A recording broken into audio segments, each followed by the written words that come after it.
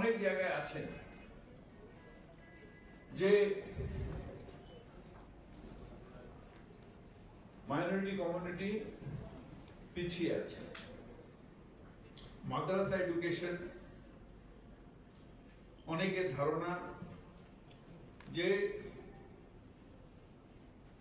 যেটা BJP openly বলে যে এখানে নাকি টেররিস্ট তৈরি হয়, কিন্তু আমি বিশ্বাস করি যে মাদ্রাসায় এডুকেটেড হয়ে ডক্টর আবুল কালাম আজাদ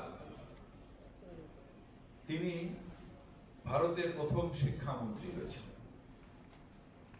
এবং মাদ্রাসা থেকে বেরিয়ে এসে ভারতের প্রচুর কৃতি সন্তান তারা মাথা তুলে দাঁড়িয়েছেন। তার মধ্যে একজন আপনার পাশে দাঁড়িয়ে আছেন, পিভি সেলিম সাহেব।